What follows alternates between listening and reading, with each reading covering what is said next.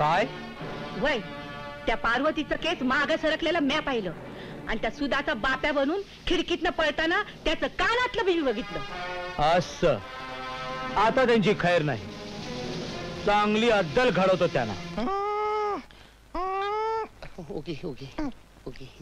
अगं आई ग केव्हा जास्त झालं? पहाटेच शंतनू पाणी पाजत होता पण तिच्या तोंडात राहतच नव्हतं पाणी, म्हणून म्हटलं चमच्याने पाजून पाहूया राहतं का ते. काय हालत झाली बिचारीची. निदान डॉक्टरला तरी बोलवा. गेलाय शंतनू आणायला, येईलच इतक्यात. पेशंट कोण आहे? बघा. हो हो ओके ओके काही नाही करणार हा डॉक्टर.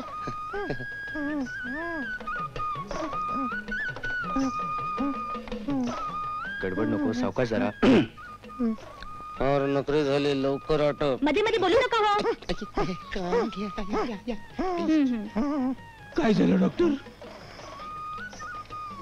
तुम्ही जर माझ्या बरोबर या. फार तर 4 दिवस काढेल ती. तुम्ही तिला ताबडतोब हॉस्पिटलमध्ये न्या.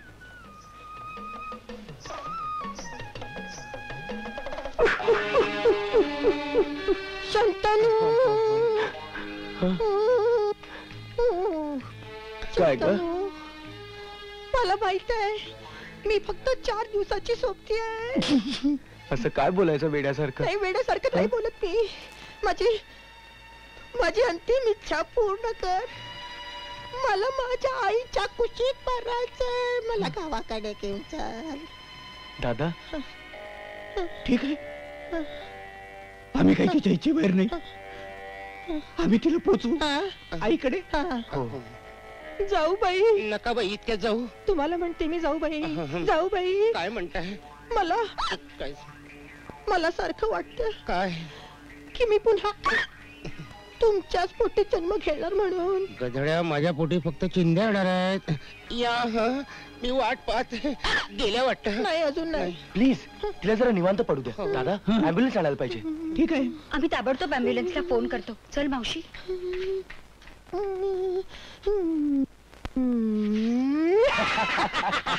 काय मी अगदी मरणोन्मुख वगैरे म्हणतात तसं वाटलं की नाही? वाटलं.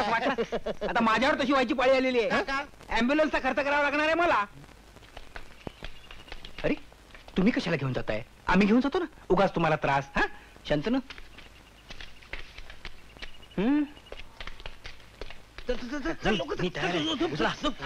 ते पांघरून घे, पांघरून घे.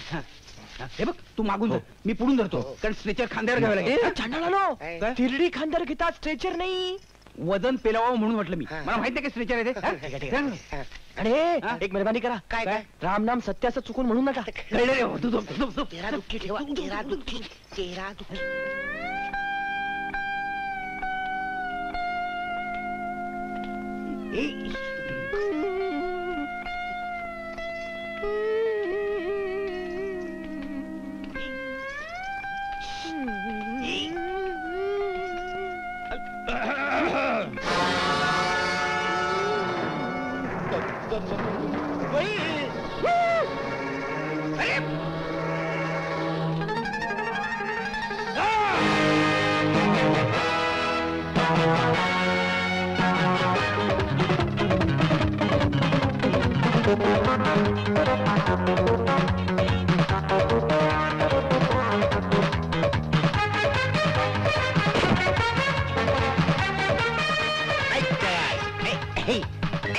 बघू जरा काय दिसतंय.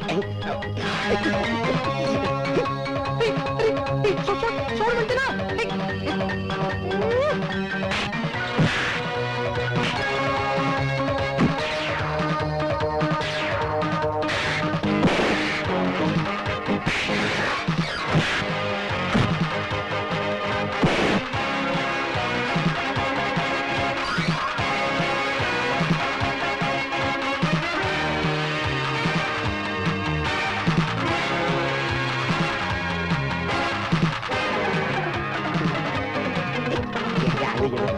माकड.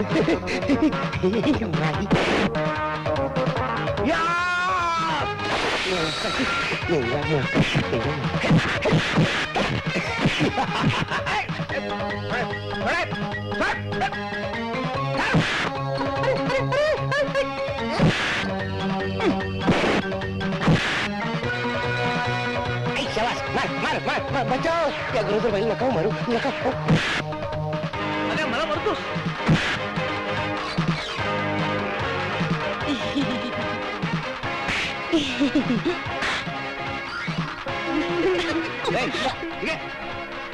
काय झालं लढायला? मला मारलं. काय करू तिकडे? चाल.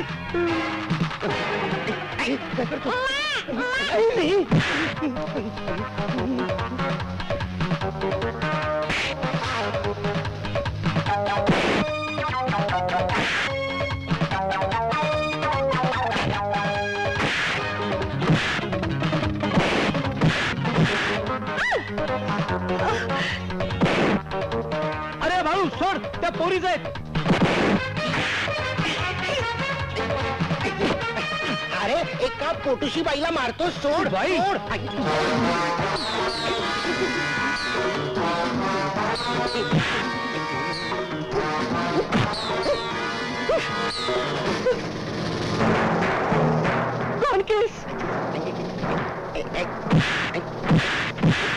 याडा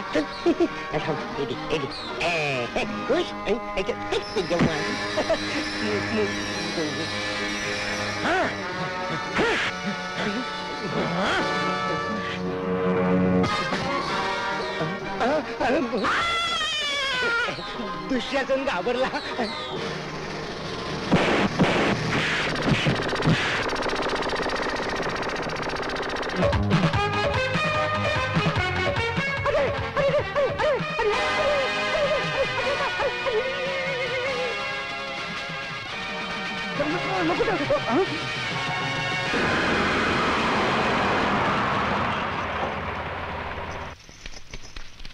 इन्स्पेक्टर साहेब, हीच ती माणसं. काकी नीट बघ या रानमोक्याना. यांच्या तावडी तू एकट्या कोंबडी सारखी फसली होतीस.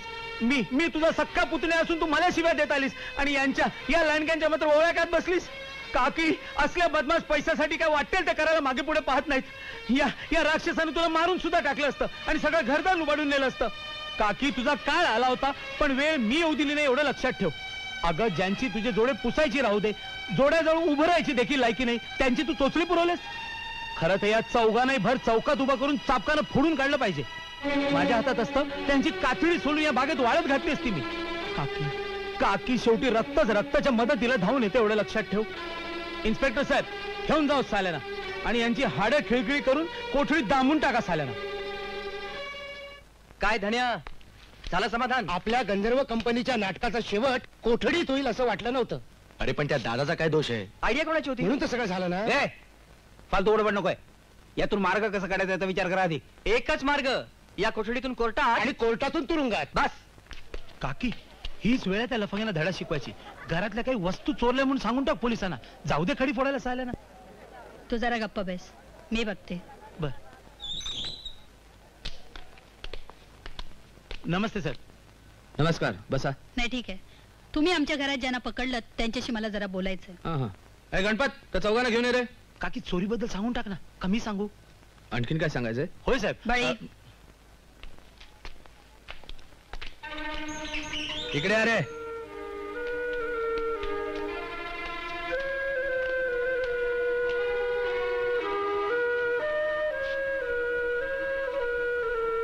केवढा विश्वास ठेवला मी तुमच्यावर. तुम्हाला घरच्या सारखं वागवलं, आईचं प्रेम दिलं मी तुम्हाला, आणि तुम्ही माझ्या दृष्टीच्या अधूपणाचा फायदा घेतलात. आम्ही तुमच्या अतिदृष्टीचा फायदा घेतलाय, कबूल आहे, पण तुमचं नुकसान नाही केलं. एकच सांगतो, तुम्हाला फसवण्याचा हेतू नव्हता आमचा. फक्त जोडप्यानं जागा देणार असं तुम्ही सांगितलं आणि त्यावेळी आम्हाला जागा मिळाल्याशिवाय जगणं अशक्य होतं. आम्ही तुम्हाला फसवलं नाही, फक्त नाटक करून बनवण्याचा प्रयत्न केला. अर्थात याकरता कोर्टची आम्हाला शिक्षा देणार आहे ती भोगावीच लागणार आहे आम्हाला. पण आम्ही केलेल्या नाटकामुळे आमचंच फार मोठं नुकसान होणार आहे, रंग उडून जाणार आहे पूर्ण आयुष्याचा, आणि हीच फार मोठी शिक्षा ठरणार आहे. क्षमा करा असं म्हणण्याचा मला अधिकार सुद्धा नाहीये, पण आमच्या सगळ्यांच्या वतीने मी सांगतो की तुम्ही जी आमच्यावर माया केली ती आम्ही कधी विसरू शकणार नाही. यांचं काही एक ऐकू नकोस तू काकी. जे काय सांगायचं साहेबांना सांगून टाक. इन्स्पेक्टर साहेब, यांनी माझं काहीही नुकसान केलेलं नाही, उलट मला मदतच केली आहे. माझी यांच्या विरुद्ध काहीही तक्रार नाही. अगं काकी डोकं बिकं फिरलंय की काय तुझं? हे लोक चोर आहेत, लफंगे आहेत, बदमाश आहेत. हे तू मला सांगतोस? अरे मी मेल्यानंतर मिळणाऱ्या माझ्या इस्टेटीचा ऍडव्हान्स मागणारा नराधम तू याला बदमाश म्हणतोस? अरे रक्ताचं फक्त नातं असतं, पण मायेचं न तुटणारं बंधन असतं. ते ह्याने निर्माण केलं. आज माझी मुलं असती आणि ते जर माझ्याशी अशी वागली असती तर मी का त्यांना तुरुंगात डांबलं असतं? इन्स्पेक्टर साहेब, ही मुलं खरंच चांगली आहेत. गरजेपोटी त्यांना हे सगळं नाटक करावं लागलं. चला पोरांनो, घरी चला. मावशी मावशी मावशी तुमचे उपकार. मावशी उठा. उपकाराची भाषा बोलणार असाल ना तर मी तक्रार मागे घेणार नाही, हे लक्षात ठेवा. हं? अरे युद्धात आणि प्रेमात सगळं काही क्षम्य असतं असं म्हणतात. त्याच्या जोडीला आता जागा मिळवण्यासाठी सगळं काही क्षम्य असतं असं म्हणावं लागेल. इथून तुमची सुटका झाली, पण शिक्षेशिवाय तुमची सुटका नाही. शिक्षा? कसली शिक्षा?